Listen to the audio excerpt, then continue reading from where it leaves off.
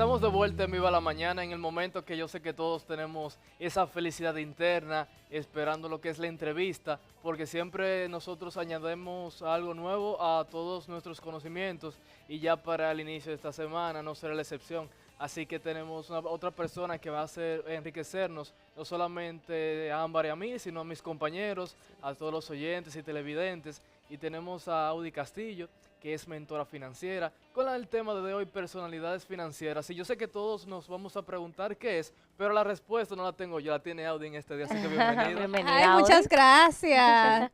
Sí, mira, este es un tema súper interesante, les va a gustar, porque es como la manera que tú respondes ante circunstancias financieras. Y lo voy a dar con un ejemplo súper claro. Ustedes seguro conocen unas hermanas. Pues, usualmente los hermanos son súper diferentes, no sé si, yo tengo 2 hijos y los 2 son completamente diferentes, 3 hijos, pero varones 2. Entonces, por ejemplo, tenemos alguien en mi familia, son 2 hermanas y ellos vieron mucha escasez, ellos hasta pasaron hambre. Y una, mire cómo responde, y ustedes me van a decir cuál es la personalidad de cada una.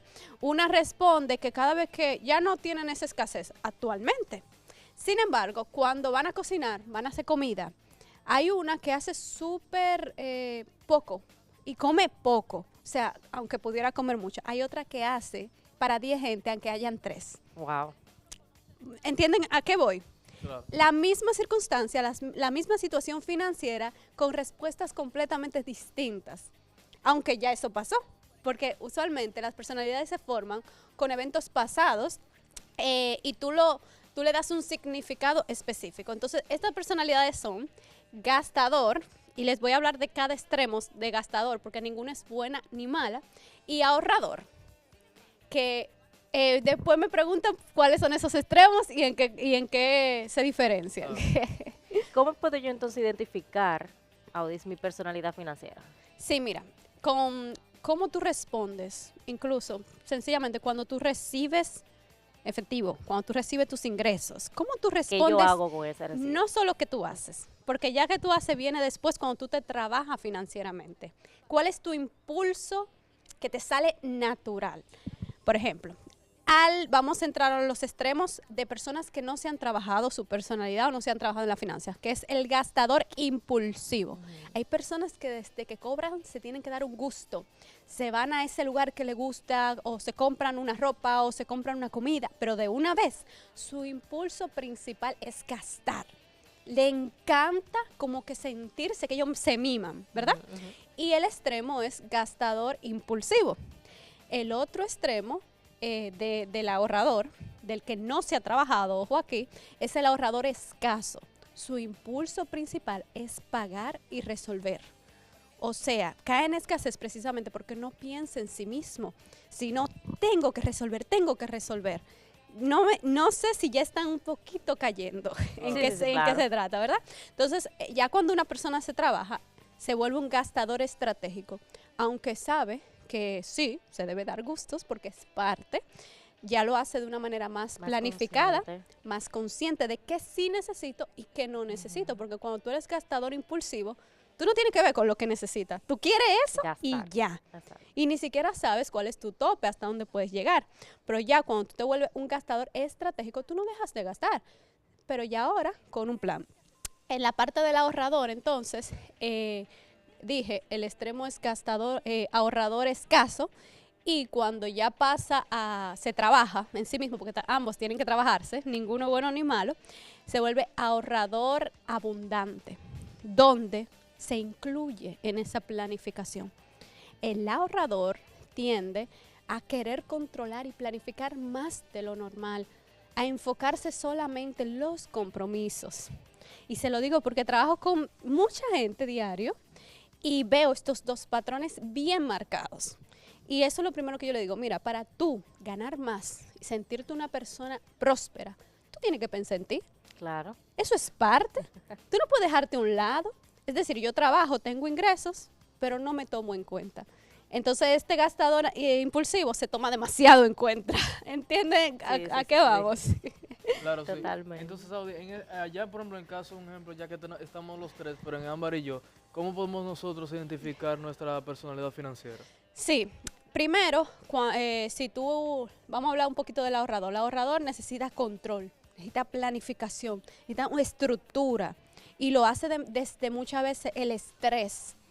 Necesita cumplir, ahorra a veces de más. O sea, ve satisfacción en ver esos recursos, esos ingresos ahí. Le gusta verlo, le gusta tenerlo como consigo y cumplir, muy cumplidor en el extremo. Y como le dijo, algo característico es que se olvida de sí mismo. Ya si tú te trabajas, que algunas me dicen, no, pero yo no siento que estoy aquí. Lo que pasa es que quizá tú no estás en el extremo de escasez. Ya tú pasas de la parte de un ahorrador ya más abundante. Entonces, si tú estás pasando para esa parte, probablemente sí te cuesta priorizarte, pero lo haces. Lo haces aunque sea poquito, aunque sea pensado. Mira, mi personalidad es ahorradora. Y todavía cuando yo voy a gastar, yo analizo bien mi presupuesto. O sea, yo analizo a veces más de lo normal, pero lo hago porque entiendo que es parte de. Entonces, ya en la parte del gastador, una característica muy, muy marcada es que el gastador no suele ahorrar de que, ay, sí, me llegó estos ingresos y voy a sacarlo. Lo tiene que hacer automático porque no le sale natural ese ahorrar de una manera como consciente, que yo agarro esa cantidad y la envío a mis ahorros. Si no lo hace automático, probablemente no le salga.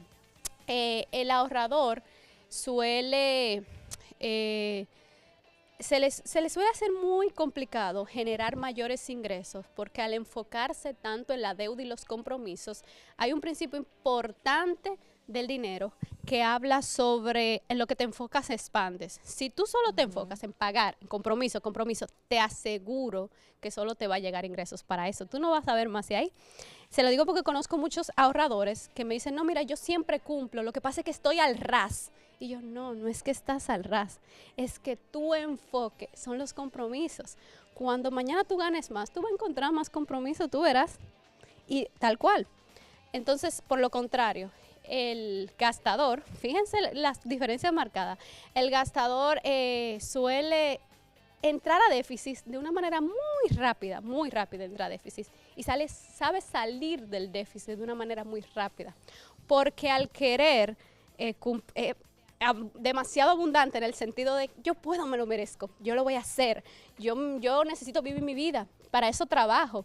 Entonces busca la forma de poder suplir ese exceso, porque lo logran. Ellos terminan logrando cumplir, pero bajo una presión y un estrés exagerado, porque se van al déficit muy rápido y se saben recuperar muy rápido también. Oye, qué ironía. Y una pregunta, Audis, ¿qué tú crees que influye más en la personalidad financiera? ¿O cuál es el factor? Si la infancia, la cultura o las experiencias. Sí, todo tiene que ver. Sin embargo, sí me he fijado que uno nace con una personalidad, así como tú naces con una personalidad, una esencia que tú tienes. Sí, porque aunque se hayan trabajado, es como que ese impulso primario siempre quiere salir primero. Eso es como que la satisfacción primera que te da.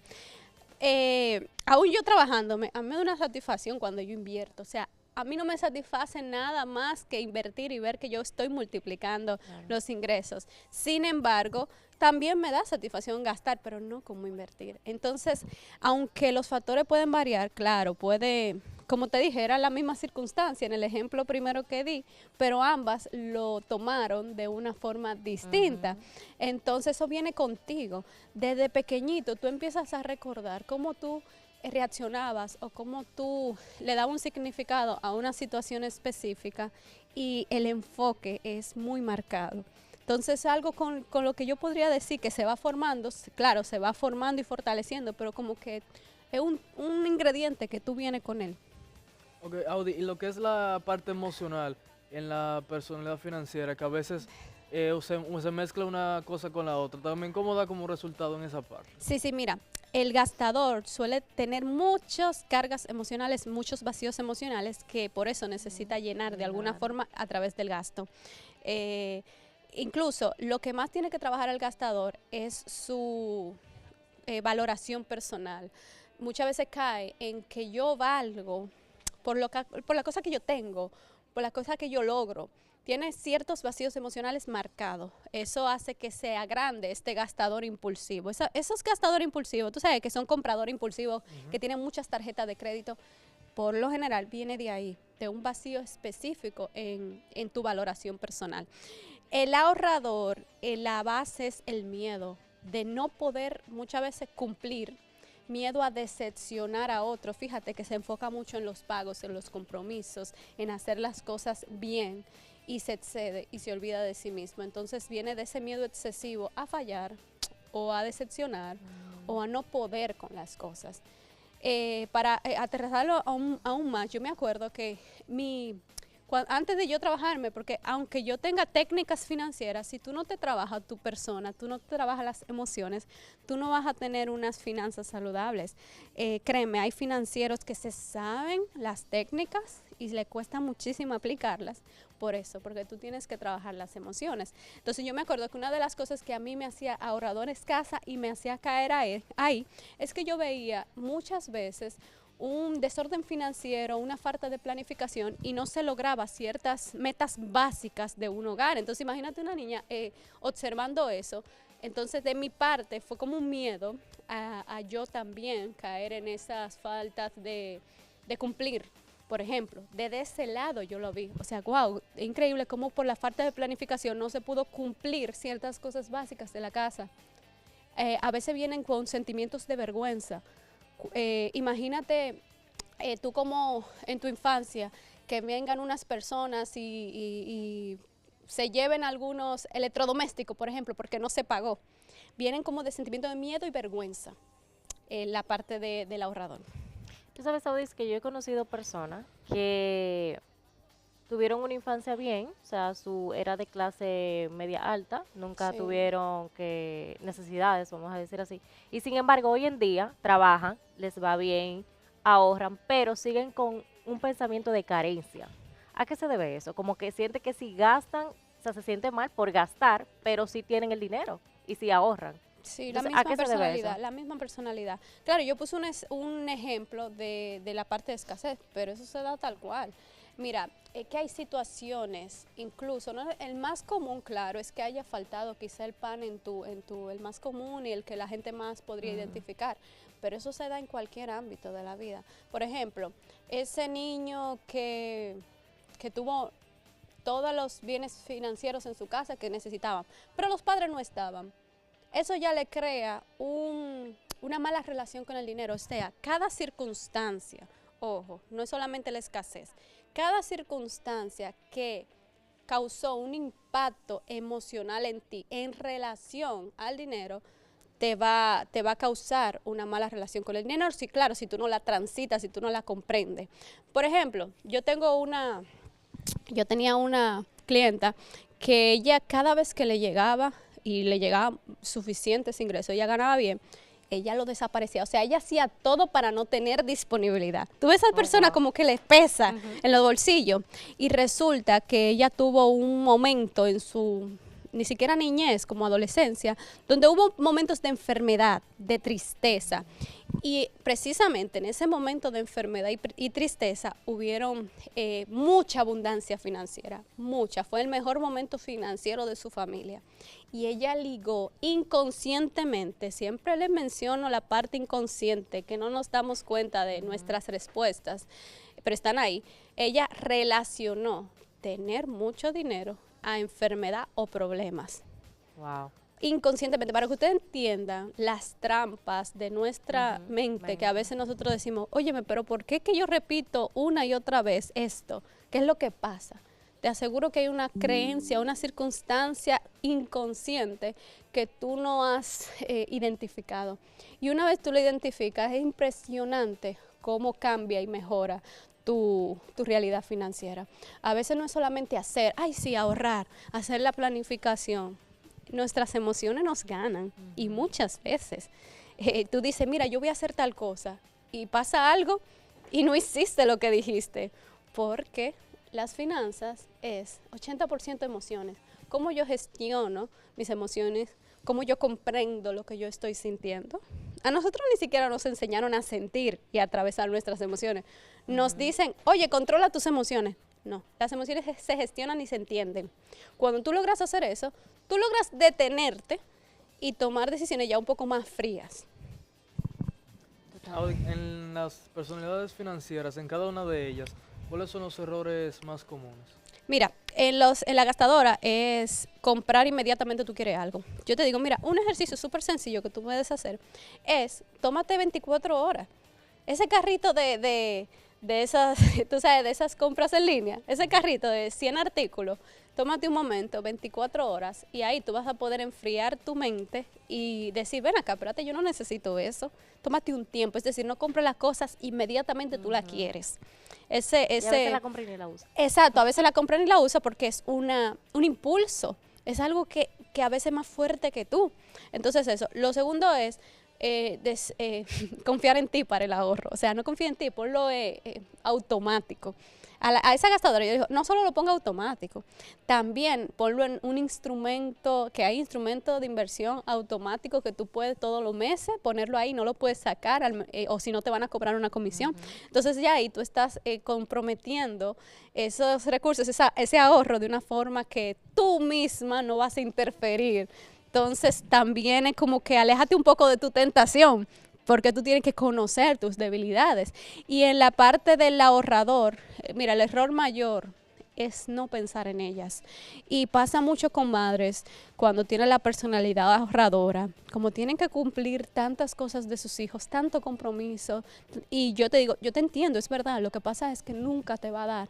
No importa lo que tú ganes, porque ya tu patrón inicial inconscientemente te dice, yo no soy importante, yo tengo que resolver y punto. Y eso crea una escasez impresionante, porque tú sí eres importante, ¿no es verdad? Que tú no te puedes sacar ni 500 pesos para tú comprarte, no sé, cualquier cosa, lo que sea. Incluso a veces me dicen, es que de verdad no me da, hacemos los cálculos y sí le da. Lo que pasa es que de verdad que los patrones le dicen, no, tú tienes que resolver y tú estás al tope, siempre se sienten al tope porque emocionalmente se sienten bien cargadas y se ponen de último. Ese es el principal error, ponerse de último. A veces tenemos que empezar con un café, que yo digo, oye, mira, sal un día a la semana, uno, y tómate un café, a ti que te gusta el café, un café, pero sal y haz algo por ti. Porque, como te digo, tú no puedes querer desear más ingresos si inconscientemente tú estás diciendo, yo no soy importante, yo estoy de último. Entonces, así mismo se va a ver reflejado en las decisiones financieras que tú tomes. Claro, y en el caso de las relaciones de parejas, ¿cómo influyen las personalidades financieras? Tú ves, ese tema es muy interesante porque, por lo general, se casan un gastador y un ahorrador. Casi siempre. Sí, precisamente para complementarse. Mira, lo primero, mucha paciencia, porque aquel ahorrador suele desesperarse porque dice, óyeme, pero increíble, ¿cómo no quieren? No cumplen la planificación, te lo digo por experiencia. No cumplen la planificación, se exceden y dicen, ay, pero para eso trabajo. Primero, mucha paciencia, porque es verdad que al gastador no le suele salir tan natural de que actualizar sus gastos. Eso para él es una restricción. Y yo lo que le recomiendo mucho es, déjalo que él se dé cuenta. A las chicas que trabajan conmigo, que están casadas con un gastador, él se va a dar cuenta. Y cuando la cuenta está en rojo, ahí tú vas a aprovechar y le vas a decir, mira, está en rojo porque no tomamos decisiones a tiempo, porque para no sentirte restringido, tomaste decisiones que no están en nuestra condición financiera actual y mira lo que pasó. A veces el gastador sí necesita ir al fondo para darse cuenta que no funciona manejarse con sus ingresos al azar. Nada en las finanzas funciona al azar. Si algo importante para ti, tú le tienes que poner mínimamente tiempo y enfoque. Entonces, si tú quieres de verdad sentirte que tú logras todo lo que tú quieres lograr, que tú te das tus gustos y también que tú pagas lo que tienes que pagar, y estás invirtiendo en tus metas, tú necesitas planificarlo. Esa es la parte del gastador, que el ahorrador tiene que tenerle mucha paciencia porque no le sale tan natural. Y la parte del ahorrador es que sí, la parte de los gustos son importantes. O sea, te digo que el ahorrador por cumplir se olvida. Entonces, en esa dinámica de pareja, a veces necesitan terapia, a veces tal cual. Yo digo, mira, necesitan terapia para poder entenderse, para poder separar roles claramente. No, mira, tú te vas a encargar de las vacaciones, a ti que te encanta gastar, yo me voy a encargar de los ahorros, de las inversiones que vamos a ir haciendo. Entonces, establecer montos claros, sentarse. Lo segundo, aparte de la paciencia, es sentarse a hablar ¿Qué yo quiero? ¿Qué tú quieres? ¿Cómo llegamos a un punto medio? Te sorprendería la cantidad de parejas que no hablan de dinero, no hablan. O sea, no. Eso es primordial. Es un tema incómodo que prefieren dejar, pero eso trae tantos problemas. Incluso hay más separaciones por problemas financieros que por infidelidad. Sí, total. Entonces, es un tema incómodo que es necesario mensual mínimo establecer metas y revisarlas semanal. ¿Y quién se encarga de qué? No desde la posición, tú pagas esto y yo pago esto y se acabó. No, no, no, no. Desde la posición, ¿quién se va a encargar de qué? Ok, tú te encargas de esto, tú vas a estar pendiente de esto y yo voy a estar pendiente de esto. No, y depende también del ingreso que lleve cada uno a la casa, de cómo le va, si uno tiene mejor trabajo que otro. Sí, al final, yo siempre he dicho que cuando hay una pareja unida, quién gana más no importa. Si no, ¿qué se hace con esos recursos y si los dos nos sentimos bien con eso? Es eso, porque al final el mismo barco es la misma empresa. Una casa es una empresa, entonces la idea es que nos veamos como socios, que si trabajamos unidos vamos a lograr mucho más de lo que estamos logrando. Totalmente. Sí, también otra parte es que si se puede cambiar, hay posibilidades que se cambien las personalidades financieras. Mira, yo me he encontrado con personas que me dicen, yo soy de las dos. Yo soy las dos. Y yo, no, lo que pasa es que tú eres una ahorradora muy trabajada, que ya has encontrado satisfacción en el gasto.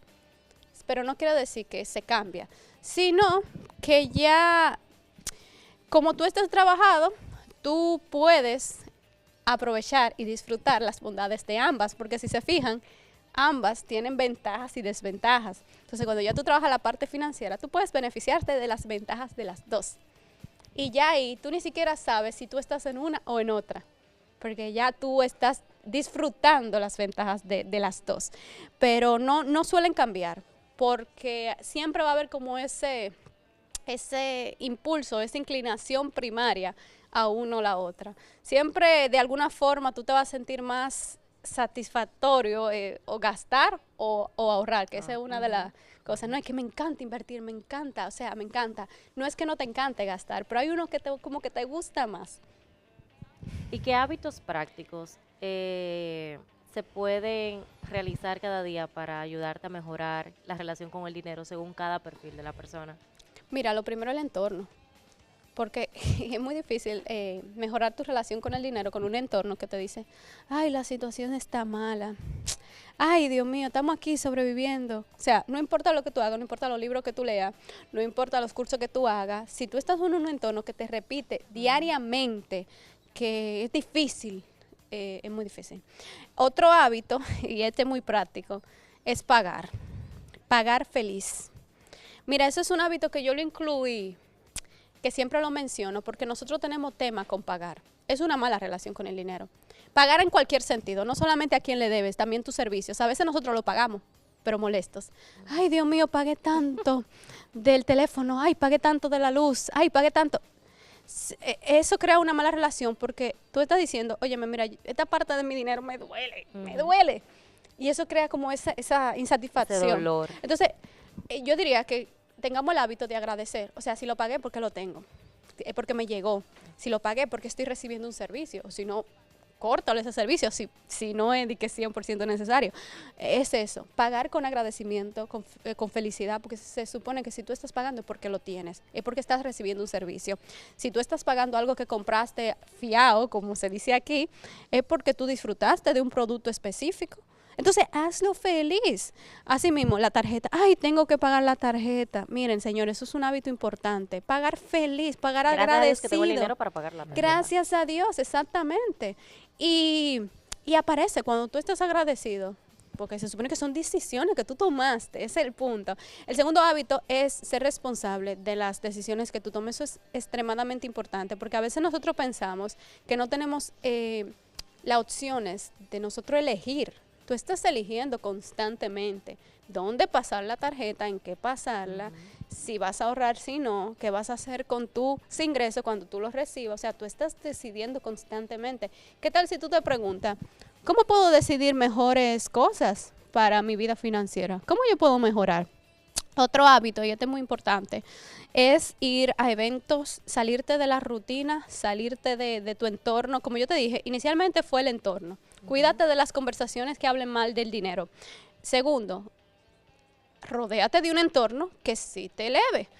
Una regla que yo me pongo yo misma es, todos los meses yo voy a algún evento a conocer personas nuevas que estén creciendo, que estén haciendo negocios, que estén enseñando algo que a mí me interesa. ¿Por qué? Eso me saca de rutina.